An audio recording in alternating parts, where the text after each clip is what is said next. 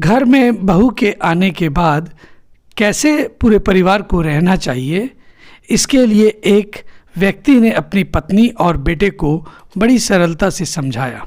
एक शहर में एक परिवार रहता था। उस परिवार में एक लड़का और उसके माता पिता रहते थे।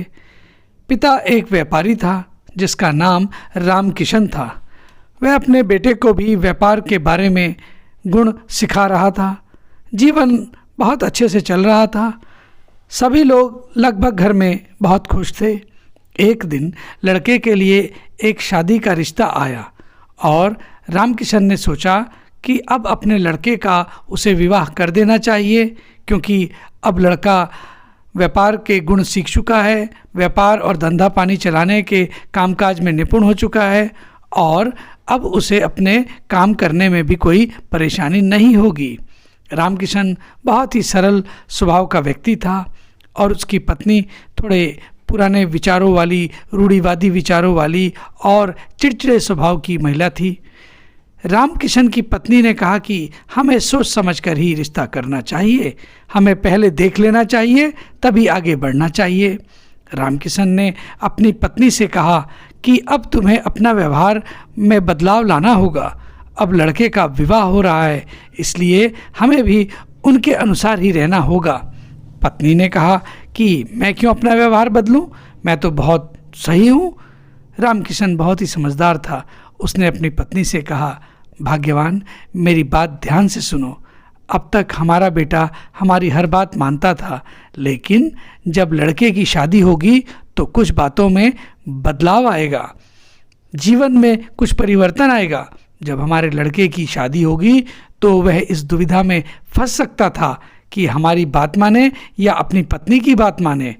अगर वह हमारी बात मानता है तो उसकी पत्नी नाराज हो सकती है, उसकी पत्नी को बुरा लग सकता है, और वह अगर पत्नी की बात मानेगा तो हमें बुरा लग सकता है। यह समस्या हर एक परिवार में आती है और बनी रहती है। इसलिए मैं तुम्हें समझा रहा हूँ कि अब तुम्हें अपना ज़िद्दी स्वभाव, चिड़चिड़ा स्वभाव, नोक झोंक, छीटाकशी का स्वभाव छोड़ना होगा। अगर तुम अपने बेटे की खुशी चाहती हो, इस परिवार की खुशी चाहती हो, तो तुम्हें अपने स्वभाव में थोड़ा बहुत बदलाव समय के अनुसार लाना पड़ेगा। बेटे की शादी के बाद अगर किसी कारणवश तुम्हारी कोई बात बहू या बेटा नहीं मानते हैं तो तुम्हें गुस्सा जल्दी नहीं करना होगा, बल्कि उनकी बात को सोच विचार कर नज़रअंदाज करना होगा। क्योंकि अगर हम ऐसा करते हैं तो हमारा बेटा परेशान हो सकता है और उसके वैवाहिक जीवन में दिक्कत आ सकती है। कुछ दिन बाद लड़के की शादी हो गई।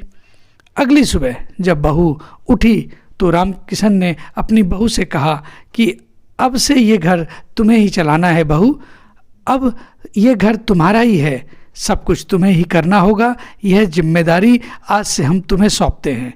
यह कहकर रामकिशन और उसका बेटा अपने दुकान की ओर चल दिए। रामकिशन की पत्नी कुछ नहीं बोली। उस दिन रात का खाना बहू ने बनाया और खाने में थोड़ा गलती से नमक अधिक पड़ गया। जब रामकिशन और उसका बेटा दुकान से वापस घर आए और खाने पे बैठे तो पहला निवाला रामकिशन ने खाया और उसे नमक तेज लगा, पर वो कुछ नहीं बोला। फिर बेटे ने खाना शुरू किया। बेटे ने जब नमक अधिक देखा तो अपने पिताजी की ओर देखकर कहा कि आप देख रहे हैं पिताजी, कितना तेज नमक डाला इसने।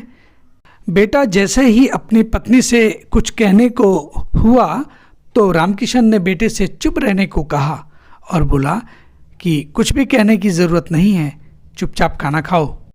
बेटे को कुछ भी समझ में नहीं आ रहा था कि आखिर उसके पिताजी उसे चुप रहने के लिए क्यों कह रहे थे।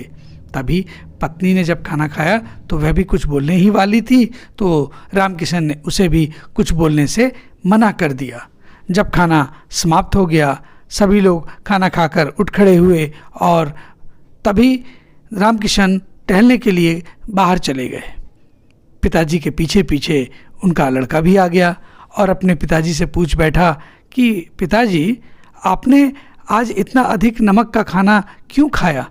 तब उसके पिताजी ने अपने बेटे के प्रश्न के उत्तर में उससे कहा कि तुम्हें भी यही सोचना चाहिए कि अगर तुम सबके सामने अपनी पत्नी को बुलाकर उसके खाने में कमी निकालते तो उसे कितना बुरा लगता।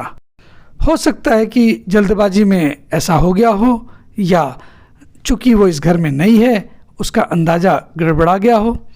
और अगर तुम्हें कुछ कहना ही है तो उसे अकेले में समझाओ, इससे उसे बुरा भी नहीं लगेगा। और बोले बेटा, वो तुम्हारी पत्नी है, वो अपना घर छोड़कर तुम्हारे ही तो भरोसे इस घर में आई है। अगर तुम ही उसका साथ नहीं दोगे तो कौन देगा। तुम्हें अब अपनी गृहस्थी बड़ी सोच समझकर और देखभाल कर चलानी होगी। बेटे को पिता की बात एकदम समझ में आ गई थी। आखिर में जब लड़के की पत्नी ने खाना खाया तो उसे भी पता चल गया कि खाने में नमक कुछ ज़्यादा तेज है, और उसने सुबह उठकर सबसे कहा कि मुझे माफ़ करना, रात को मैंने खाने में अधिक नमक डाल दिया था। तब रामकिशन ने उससे कहा कि इसमें कोई भी गलती की बात नहीं है बेटा, ऐसी गलती तो किसी से भी हो सकती है। बेटे की पत्नी के माफ़ी मांगने के बाद रामकिशन की पत्नी ने सोचा, आगे से मैं भी बहू को कुछ नहीं कहूँगी, उसे हमेशा प्यार से समझाया करूँगी। अगर रात मैं भी बहू को कुछ कहती तो हो सकता है कि बात बिगड़ जाती, घर में कलेश हो जाता। इसके बाद रामकिशन की पत्नी को भी ये बात अब समझ में आ गई थी कि समय के अनुसार उसे भी अपने ज़िद्दी स्वभाव, चिड़चिड़े स्वभाव और गुस्सैल स्वभाव को छोड़ना होगा। और धीरे धीरे उसकी पत्नी ने भी अपने स्वभाव में सुधार कर लिया।